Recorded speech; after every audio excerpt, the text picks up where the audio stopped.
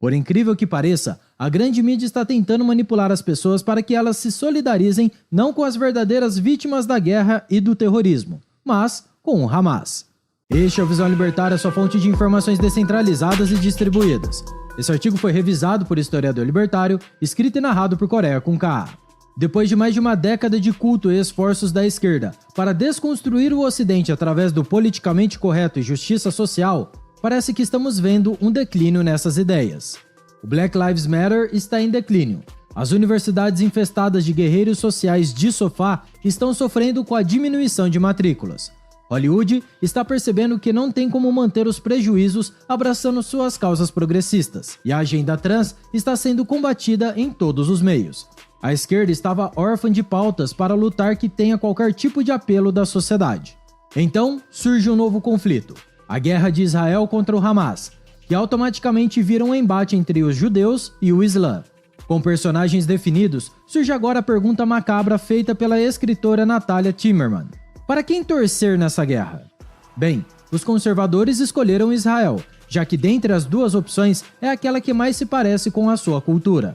Afinal, o islamismo e suas regras da Sharia são totalmente incompatíveis com os valores ocidentais tradicionais, culminando inclusive na destruição da cultura cristã em casos mais extremos. Podemos ver o que a imigração islamita sem controle pode fazer com uma sociedade, observando o que está acontecendo na Europa com os aumentos de roubos, crimes violentos, gangues de estupradores e ataques terroristas.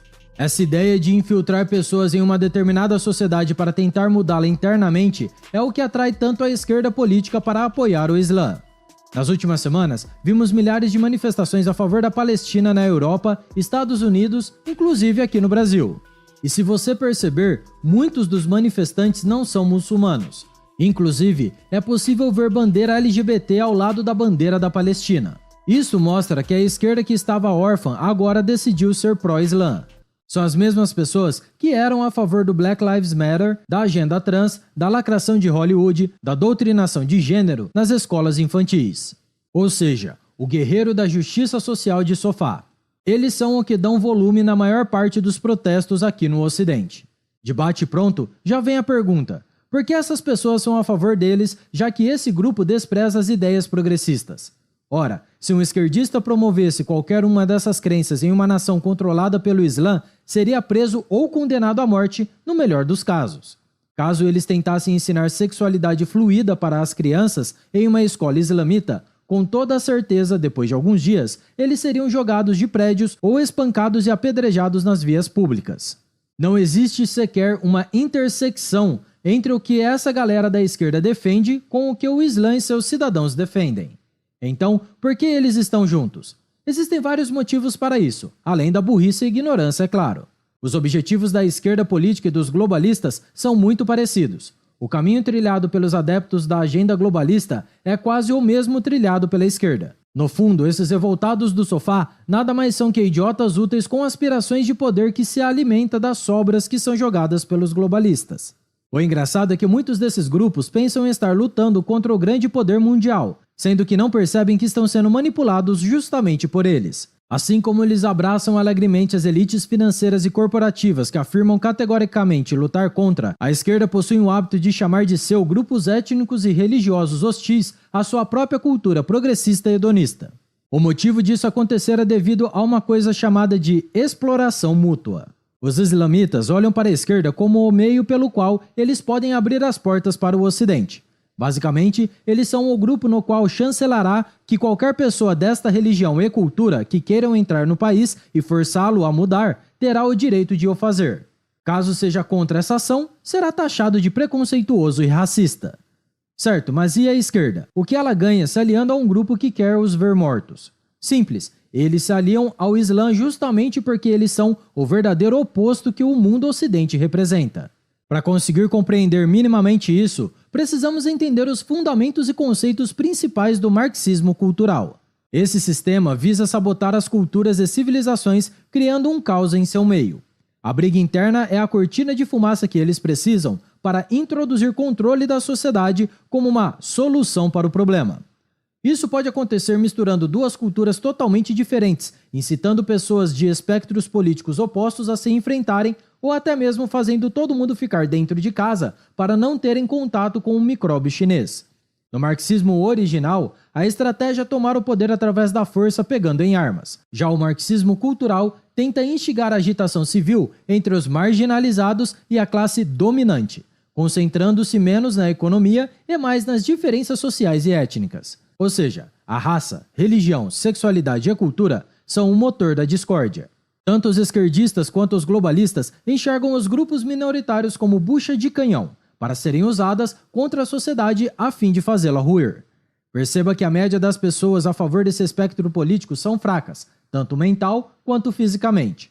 Apesar de serem fanáticas, elas nunca iriam se envolver numa guerra civil contra os conservadores, patriotas e defensores da liberdade. Até porque eles não conseguem aguentar 1/10 do que o outro lado estaria disposto a aceitar para manter sua família, vida, propriedade e liberdade intactas.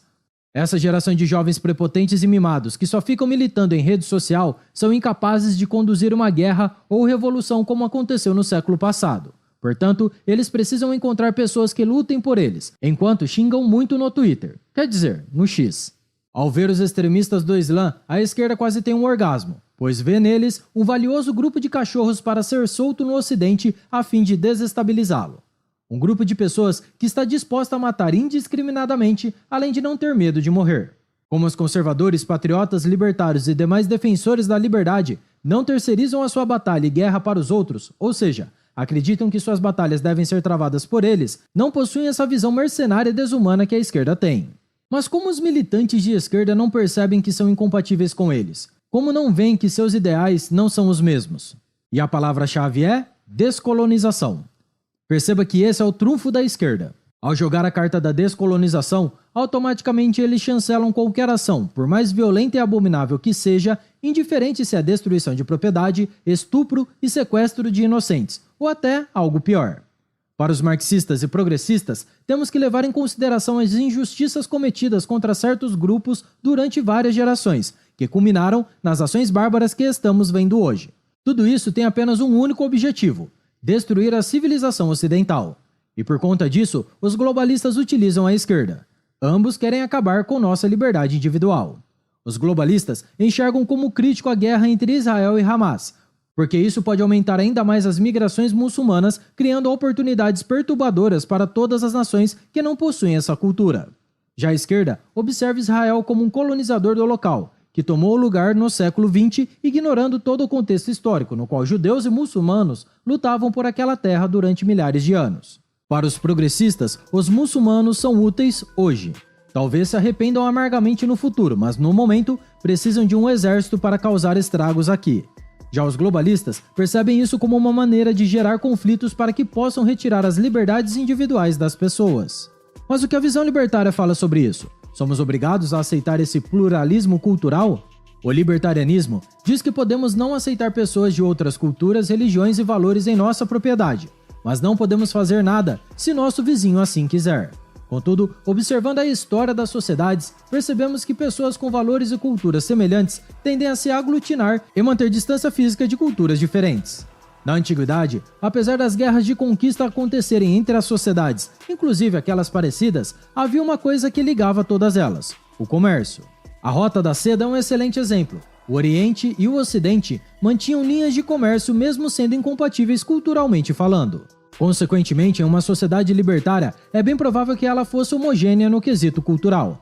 Mas mesmo que não fosse, enquanto as pessoas não agredissem as outras ou sua propriedade, tudo bem. Caso houvesse um ataque, com toda certeza as pessoas envolvidas iriam pagar por aquilo que fizeram. Afinal, as empresas de segurança e justiça teriam os incentivos corretos de penalizar criminosos. Em uma sociedade capitalista, aqueles que decidem cooperar, trabalhar e gerar valor são altamente recompensados financeiramente. Já aqueles que querem destruir a propriedade dos outros além de serem punidos, não terão nada a ganhar. Além disso, quando as pessoas estão fortemente armadas e têm condições de proteger suas famílias e propriedades, é evidente que um terrorista ou criminoso que seja, pensará 2 vezes antes de fazer algo, e dificilmente terá sucesso. Mas enquanto não chegamos num modelo de sociedade baseado na ética de defesa da propriedade privada, podemos dar risadas da ignorância e desinteligência da esquerda. Mas não podemos abaixar a guarda dos globalistas, pois estes não são bobos. Eles têm grande influência e podem acabar com nossas liberdades. São eles quem devemos observar de perto. Já os idiotas úteis da esquerda, não se preocupem, eles são descartáveis até mesmo pelos políticos progressistas e tenderão a sofrer nas mãos daqueles que eles afagam. Obrigado por sua audiência. Se você gostou do vídeo, compartilhe em sua rede social. Caso deseje ser avisado de outros vídeos, clique em se inscrever e depois no botão da campainha. Até a próxima e tchau, obrigado!